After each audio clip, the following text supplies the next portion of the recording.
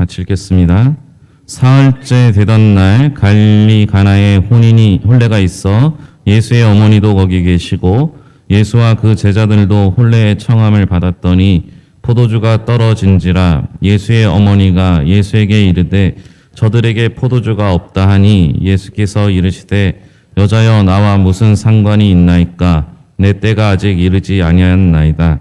그의 어머니가 하인들에게 이르되 너에게 무슨 말씀을 하시든지 그대로 하라 하니라. 거기에 유대인의 정결 예식을 따라 두세 통 드는 돌 항아리 6이 놓였는지라. 예수께서 그들에게 이르시되 항아리에 물을 채우라 하신즉 아기까지 채우니 이제는 떠서 연회장에게 갖다 주라 하심에 갖다 주었더니 연회장은 물로 된 포도주를 맛보고도 어디서 났는지 알지 못하되 물 떠온 하인들은 알더라. 연회장이 신랑을 불러 말하되 사람마다 먼저 좋은 포도주를 내고 취한 후에 낮은 것을 내거늘 그대는 지금까지 좋은 포도주를 두었도다 하니라. 예수께서 이 첫 표적을 갈릴리 가나에서 행하여 그의 영광을 나타내심에 제자들이 그를 믿으니라. 아멘. 찬양대에 찬양 있겠습니다.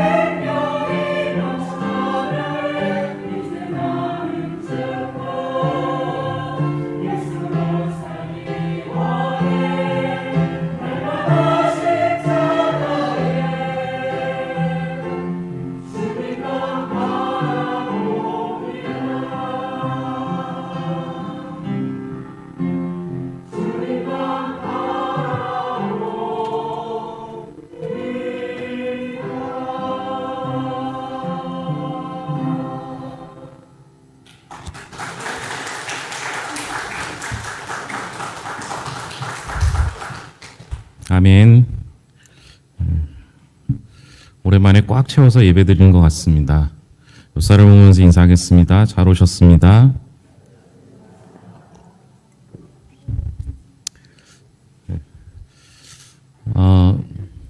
우리 성도님들과 함께 나눴던 말씀 중에 기적에 관한 이야기가 있습니다. 하나님께서 우리에게 기적을 베풀어 주십니다. 그런데 우리의 입장에서 보면 기적이 맞을지 몰라요. 오늘 말씀에 보면 그 기적과 같은 일이 일어났는데 물이 포도주로 변했습니다. 우리가 그것을 기적으로 생각하는 건 나는 그것을 할 수 없기 때문에 그렇습니다. 여러분, 우리가 물을 포도주로 바꿀 수 있는 능력이 없잖아요. 그래서 그것을 우리는 기적이라고 생각합니다. 하지만 하나님의 입장에서 보면 그건 사실 아무것도 아닌 일이죠. 생각해 보시면 알겠지만 하나님께서는 세상을 창조하셨습니다. 세상을 창조하신 하나님은 물을 창조하셨고 포도주를 창조하셨습니다. 그러니까 물을 포도주로 변하는 것 역시 하나님은 하실 수 있는 분인 거죠. 그러니까 하나님의 입장에서 보면 기적 이야기가 아니라는 겁니다. 제가 이 이야기를 이렇게 설명하는 이유는 내게는 기적이 되는 이야기일지 모르지만 그 기적에 함몰되어 가면, 그 기적만 바라보게 되면 하나님께서 내게 기적을 베푸신 이유에 대해서 관심을 갖지 않게 된다라는 것이죠. 그래서 여러분, 우리는 이 이야기를 단순히 기적의 이야기로만 읽어서는 안 됩니다. 우리 하나님께서 내게 물로 포도주를 바꾸신 이유에 대해서 알아야 하겠죠. 그에 대한 설명을 좀 나누려고 합니다. 우리 하나님은 무엇이든지 하실 수 있는 분이에요. 그래서 물을 포도주로 변화시키실 뿐만 아니라 조금 이상하게 들릴지 모르지만 하늘을 날아다니실 수도 있습니다. 여러분, 그렇게 생각하십니까? 우리 하나님은 그렇게 하셔도 돼요. 그런데 안 하실 분이죠. 그런 하나님께서 죽은 자를 살리실 수 있을까요? 없을까요? 있죠. 하나님은 하실 수 있습니다. 죽은 사람을 살리시는 것, 하나님께서는 생명을 창조하신 분이시기 때문에 가능한 일입니다. 문제는 그래서 우리도 죽었다 살아나길 원하신다면, 그것만을 바라신다면, 나도 하늘을 날고 싶다면 그러면 문제가 생기게 된다라는 겁니다. 하나님의 입장에서 보면 오늘 이 말씀은 기적의 사건이 아닙니다. 어떻게 보면 하나님께서는 별것 아닌 일을 우리에게 해 주신 것입니다. 그래서 내 입장에서 기적의 이야기라고 생각하지 말고 하나님의 입장에서 왜 이런 일을 내게 하셨을까 이렇게 생각해야 더 큰 은혜를 발견할 수 있다는 것이죠. 또한 성경의 기적 이야기를 제가 설명한 대로 읽어야 하는 이유가 있습니다. 여러분, 물이 포도주로 변하는데 여러분 은혜가 되십니까?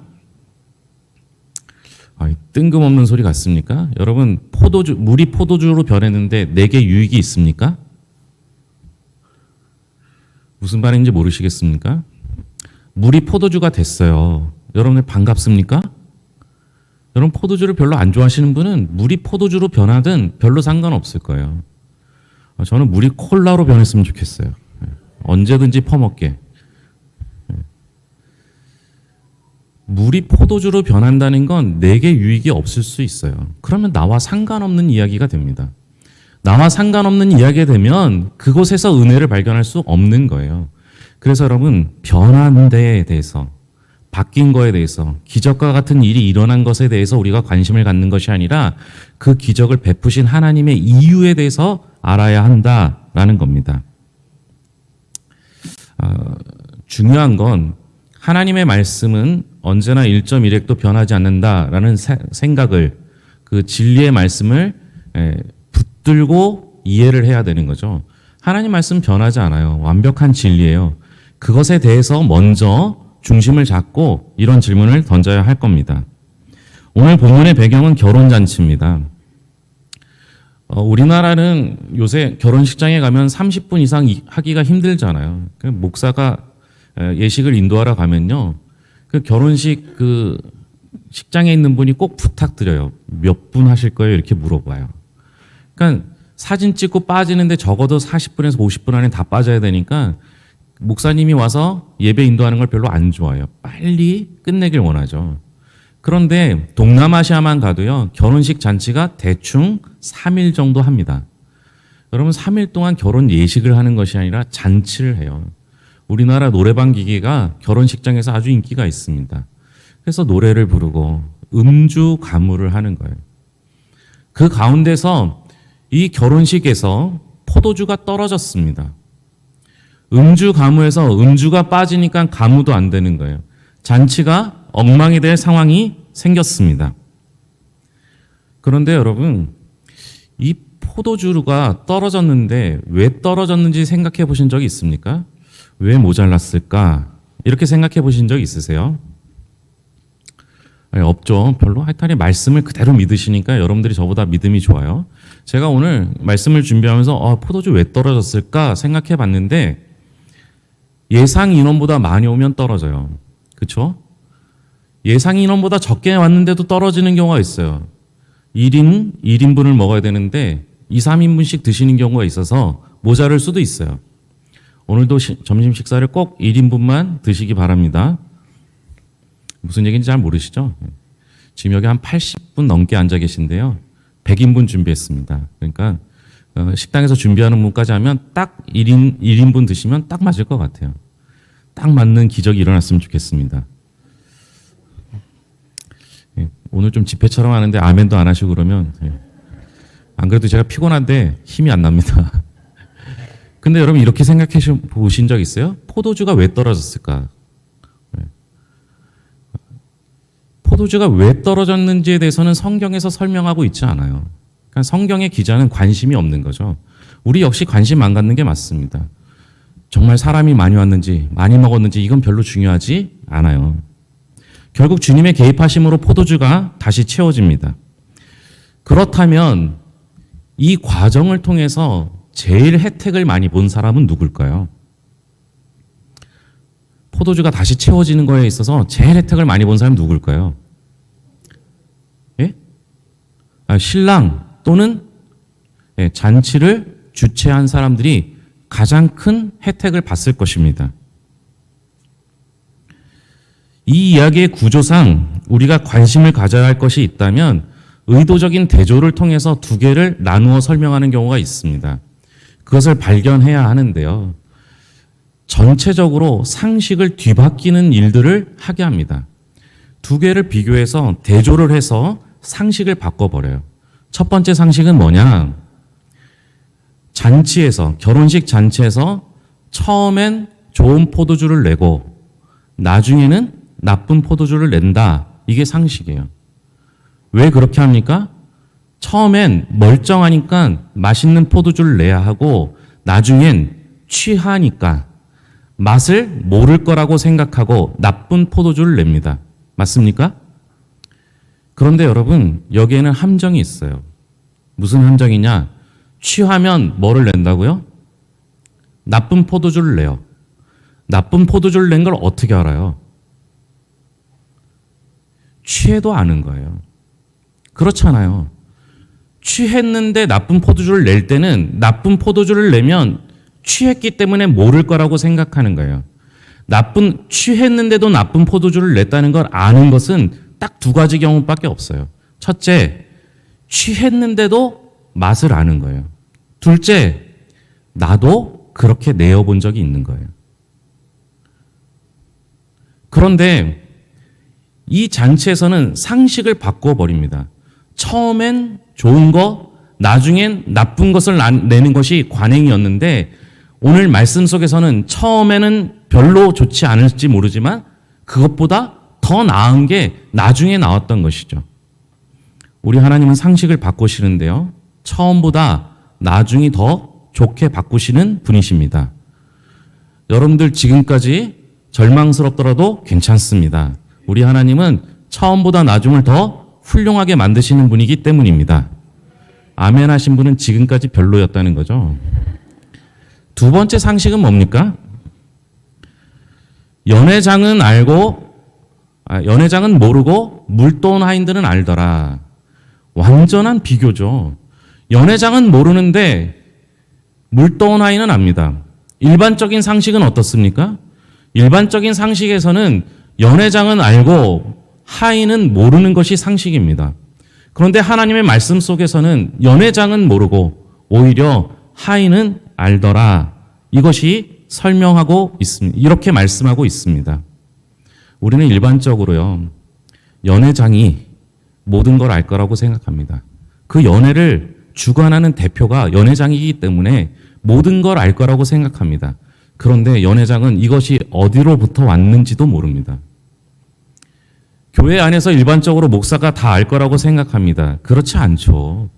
조금 더 많이 알 뿐이지만 다 아는 것은 아닙니다. 그런데 모든 것을 모를 거라고 생각했던 종은 알더라라는 겁니다.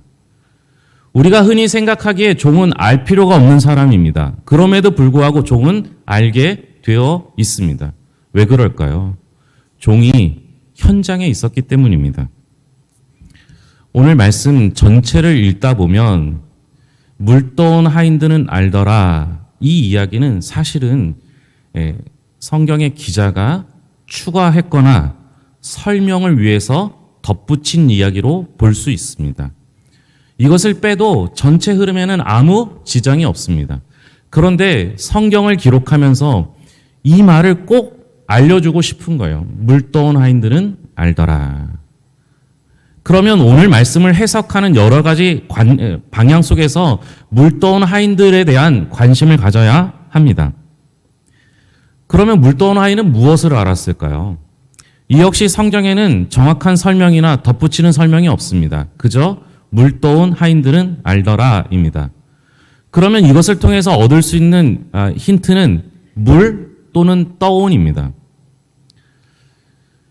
이 하인들이 적어도 아는 건 그것이 좋은 포도주인지 아닌지는 몰라요. 연회장은 그걸 알지만 하인들은 몰라요. 다만 그게 물로 시작되었다라는 것은 알 수 있죠. 그들이 물 떠온 하인들입니다. 성경적으로 말하면 이걸 물 떠온 예수님의 말씀을 그대로 들었기에 순종이라 말할 수 있을 것입니다. 근데 여러분, 정말 순종일까요? 이 하인이 정말 순종한 것일까요? 상식적으로 생각하면 하인은 이유를 알 필요가 없습니다. 오늘 말씀에서도 하인들이 예수님께 왜 그래요? 라는 질문을 하지 않습니다. 그들이 순종해서가 아니라 그들이 원래 그런 삶을 살았기 때문입니다. 그저 시키는 대로 하는 거예요.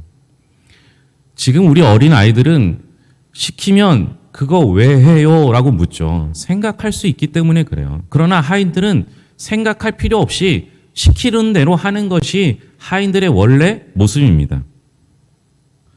그들은 그저 평소처럼 시키는 대로만 했습니다. 자기의 감정이나 자기의 생각을 들여서 순종한 것이 아니라 그저 시키는 대로 했을 뿐입니다. 하지만 시키는 대로 하려고 해도 저절로 알아지는 게 있습니다. 물 떠온 하인들이 바로 그것이죠. 시키는 대로 했을 뿐인데 평소에는 자기의 생각과 의견을 말할 수도 없고 깨달을 필요도 없던 그들에게 주님께서는 알게 하셨습니다.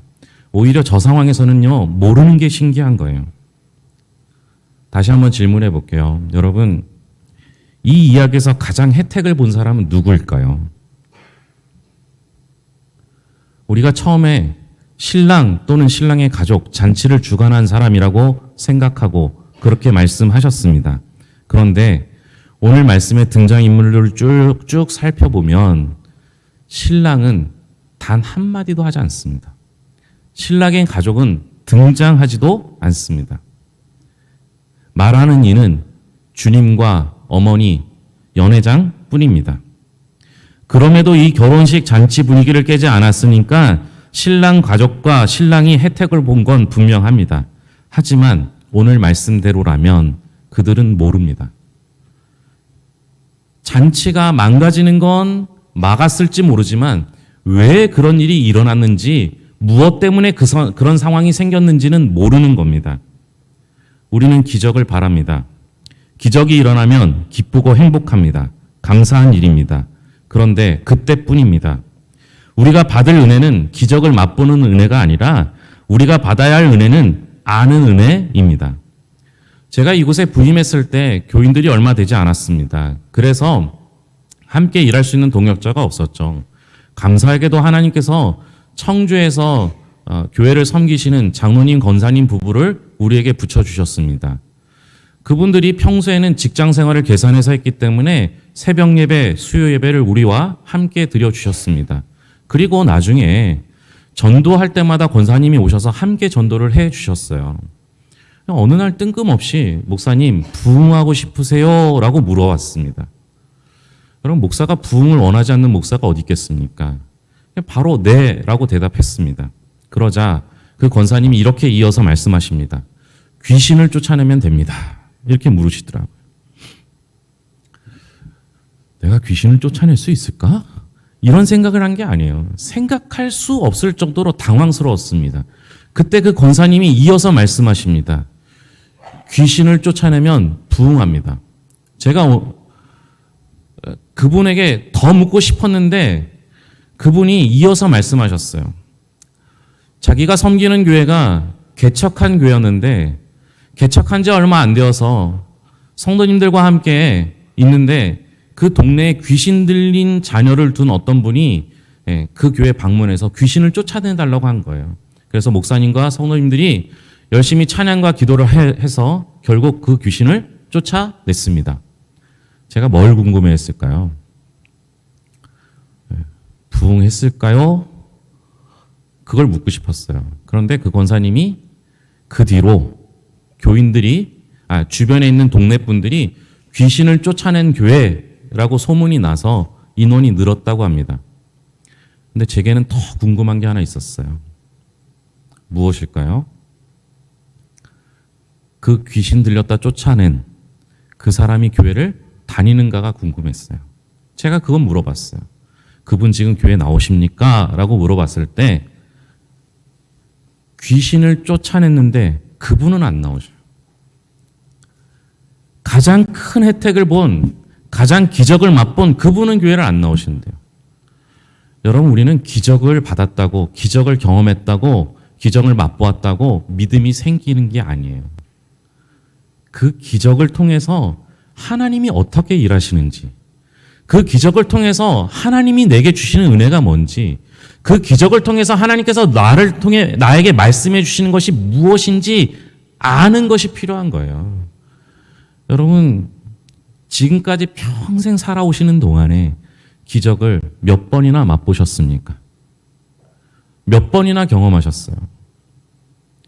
여러분들이 기적을 경험하신 게 몇 번 정도 되는 것 같아요. 남들에게 말할 수 있을 만큼 기적, 한 이 정도 되십니까? 두 손이 필요하신 분이 있습니까? 이것을 넘어가는 분이 있습니까? 여러분, 우리는 기적을 그렇게 많이 맛보면 그건 기적이 아니에요. 그냥 일반적인 거예요. 우리가 말할 수 있는 기적은 5손가락 안에 꼽을 가능성이 훨씬 높습니다. 근데 여러분, 그 기적을 경험했을 때 감사했죠. 은혜라고 생각했겠죠. 그런데 그게 얼마나 가셨습니까? 며칠 가셨습니까? 몇 달 가셨습니까? 지금도 그 기적을 품고서 살고 계십니까? 저는 아닐 거라고 생각해요. 그런데 하나님께서 그 기적 속에서 내게 비밀을 알려주셨다면 그건 평생 가는 거예요. 그래서 우리는 하나님을 알아야 합니다. 하나님께서 내게 베푸신 은혜를 기억해내야 합니다. 그 속에서 하나님께서 무엇을 내게 말씀하시는지를 깨달아야 합니다. 그것이 우리의 삶의 지탱이 되는 거예요. 하나님께서 내게 베푸신 은혜를 아는 사람은요, 매일매일 매 순간순간이 기적입니다. 오늘 이렇게 청년들이 여길 뭐하러 오겠습니까? 저 보러 오나요? 그렇게 말해줘도 감사할 텐데 아무 말 안 하시는 건 저 보러 오는 건 아닌 게 확실합니다. 그렇죠? 근데 여길 왜 왔겠습니까? 사실 설명할 길이 없어요. 우리에게는, 우리 교회로서는 기적입니다.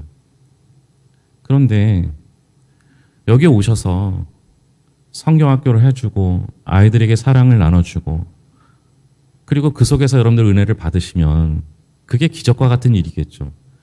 그걸로 끝나면 내년엔 못 오는 거예요. 왜 하나님이 나를 여기로 보내셨는지, 왜 이 아이를 만나게 하셨는지, 왜 섬겨야 하는지 그 비밀을 알아야죠. 차라리 비밀을 모르는 연회장이 되기보다는 하나님이 내게 베푸신 은혜를 기억하는 종이 되는 게 낫지 않겠습니까? 아무리 똑똑하고 아무리 잘났어도 하나님 모르고 사는 사람보다는 가진 것 없어도 아무것 할 줄 몰라도 그저 시키는 대로만 할지라도 하나님의 비밀을 맡은 자, 그 사람들이 꼭 여러분들이 될 수 있기를 바랍니다. 기도하겠습니다. 주님, 저는 무익한 종입니다. 그러나 주님의 비밀을 알기를 소망합니다. 기적만 바라고 그저 하나님께서 베푸시는 복만 누리기를 원하는 것이 아니라 왜 복을 주셨고 그 복이 내게 왜 필요한지, 하나님이 나를 어떻게 사랑하시는지, 하나님이 나를 어떻게 먹이고 입히시는지 아는 자 되게 하여 주시옵소서. 하나님 알고 믿고 싶습니다. 하나님 알고 만나고 싶습니다.